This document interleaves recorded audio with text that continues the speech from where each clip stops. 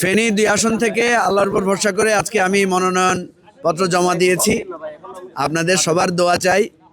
আপনারা জানেন যে আমরা গণতান্ত্রিক সংস্কার জোট নামে একটা জোট করেছিলাম।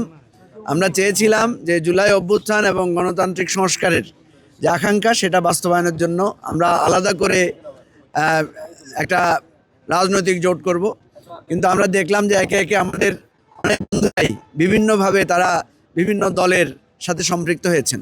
ফলে বাধ্য হয়ে আমরা দেখলাম যে জুলাই অভ্যুত্থানের আকাঙ্ক্ষা এবং আগামী দিনের যে গণতান্ত্রিক সংস্কার সেটাকে বাঁচিয়ে রাখার জন্য অধিকতর যাদেরকে আমাদের কাছে বন্ধু মনে হয়েছে, যাদেরকে মনে হয়েছে অপেক্ষাকৃত জুলাই অভ্যুত্থানের প্রতি তাদের কমিটমেন্ট বেশি, তাদের সাথে আমরা একটা পলিটিক্যাল অ্যালায়েন্স এবং নির্বাচনী জোটের বা আসন সমঝোতার একটা আলোচনায় আমরা সম্পৃক্ত হয়েছি। কিছু বিষয়ে সমঝোতা প্রায় চূড়ান্ত পর্যায়ে পৌঁছেছে, এখনও কিছু আলোচনা বাকি আছে। আমাদের শুধু আসন ভাগাভাগি আমাদের কাছে গুরুত্বপূর্ণ না, আমাদের কাছে গুরুত্বপূর্ণ হচ্ছে আগামী দিনের জুলাইয়ের অভ্যুত্থানের যে আকাঙ্ক্ষা তৈরি হয়েছে সেটা বাস্তবায়ন।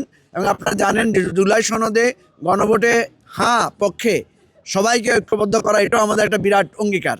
তো সেই আলোকেই আমরা আজকে এখানে মনোনয়ন জমা দিয়েছি। আমাদের অন্তত 12 থেকে 13টা দল, আরও হয়তো সেটা বাড়বে।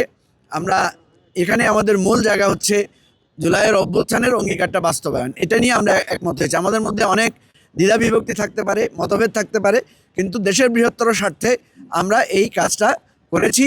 এবং জনগণের কাছে আমাদের অঙ্গীকার হলো আমরা যাতে আমাদের এই অভিপ্রায় এবং অঙ্গীকারে ঐক্যবদ্ধ থাকতে পারি এবং জনগণের রায় যাতে আমাদের পক্ষে আসে, আমরা যাতে জনগণের বিচারে বাংলাদেশের জন্য আগামী দিনে কাজ করতে পারি। জনগণ যে রায় দিবে সেটা আমরা মাথা পেতে নিব, এটা আমাদের অঙ্গীকার। আপনাদেরকে অনেক অনেক ধন্যবাদ।